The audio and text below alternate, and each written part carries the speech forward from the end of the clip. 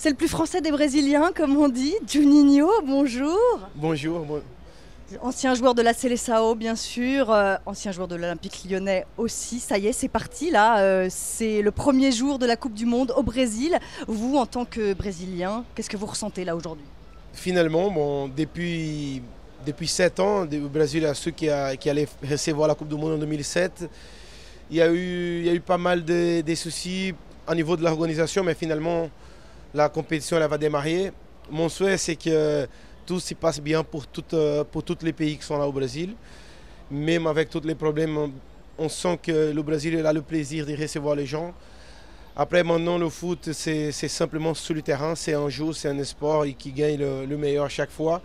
Bien sûr qu'avec le premier match, Brésil-Croatie, j'espère que le Brésil va gagner. Il y a pas mal d'attentes concernant cette équipe. Mais c'est une compétition très équilibrée. Il y a les Argentins, l'Allemagne, l'Espagne, la France, les Italiens. C'est toujours des équipes fortes. Mais je pense que le Brésil est favori. Quand on est brésilien et qu'il y a cette Coupe du Monde dans son pays, est-ce que vous pouvez nous décrire cette excitation que vous ressentez, si vous ressentez une excitation, bien sûr?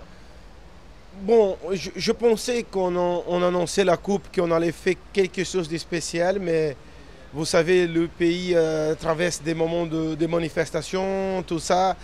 Je n'ai pas senti vraiment la compétition à l'arrivée avant. J'ai joué la Coupe du Monde en 2006.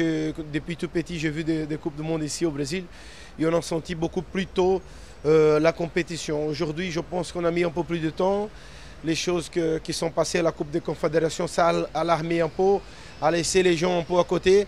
Mais finalement, bon, j'ai l'espoir que ça va bien démarrer demain la compétition, même si les stades, bon, finalement, ne sont pas encore tout prêts.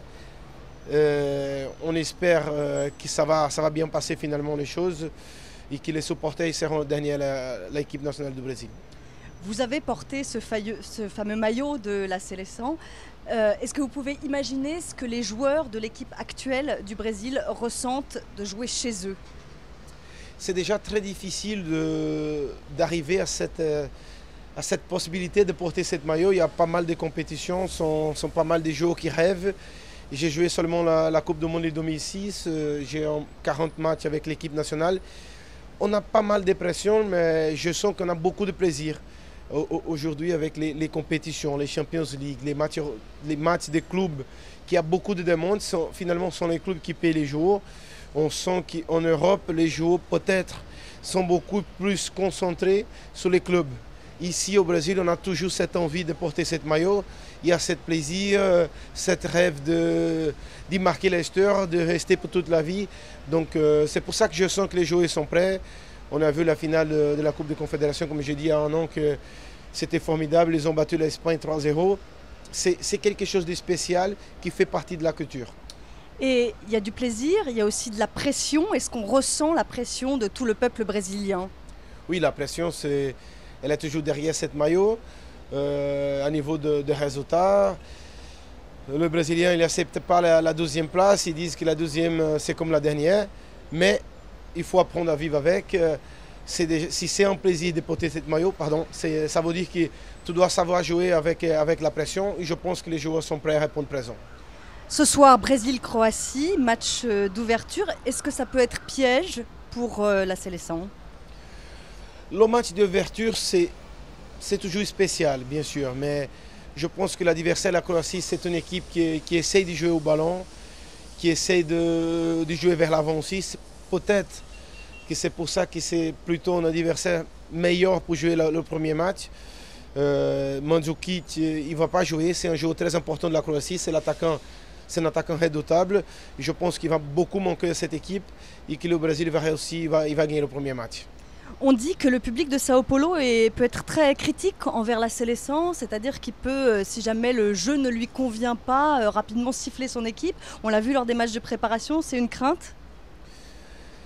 Ça arrive depuis longtemps. J'ai joué des matchs comme ça, qui au bout de 15 minutes, quand les choses ça pas marché, les supporters ils ont commencé à siffler. Mais à partir du moment que tu fais une belle action, que tu fais un petit point, que tu marques un bon but, ils changent tout de suite. C'est un peu, ça dépend de comment l'équipe elle va démarrer le match. Si tu démarres le match avec une envie, Si tu essaies de marquer 2 buts, le public se rend derrière. C'est un peu comme le public à Marseille aussi. Et si ça marche bien, ils vont pousser l'équipe. Là, si vous deviez donner votre favori, forcément le Brésil. Je pense que le Brésil, l'Allemagne, l'Espagne, l'équipe de France et l'Argentine sont les 5 favoris de la compétition pour moi. Avec une petite préférence évidemment. Je pense que le Brésil il part devant les autres.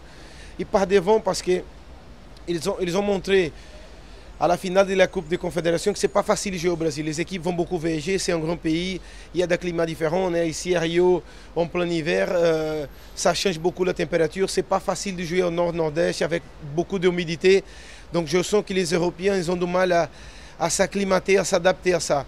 Peut-être que l'Uruguay ou l'Argentine qui sont plus adaptés, ils vont poser un peu plus de problèmes. Mais je sens que si on doit choisir un seul favori, je dirais le Brésil.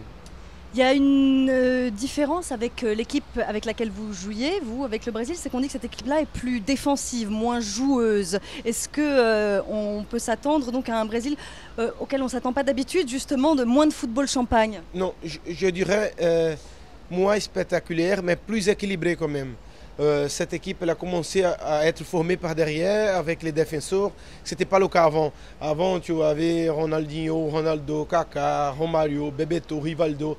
Tu avais plusieurs attaquants qui faisaient en sorte que tu ne parlais que de l'attaque.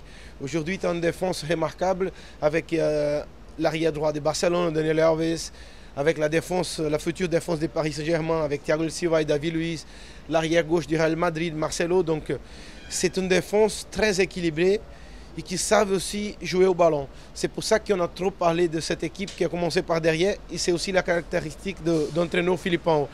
Mais devant, il y a Fred, il y a Neymar, il y a Rouk, il y a pas mal de joueurs quand même. Juste un mot sur l'arbitrage vidéo, c'est une nouveauté. Et puis il y a également ce spray pour les coups francs. Vous qui étiez un si bon tireur de coups francs, c'est quelque chose qui va servir?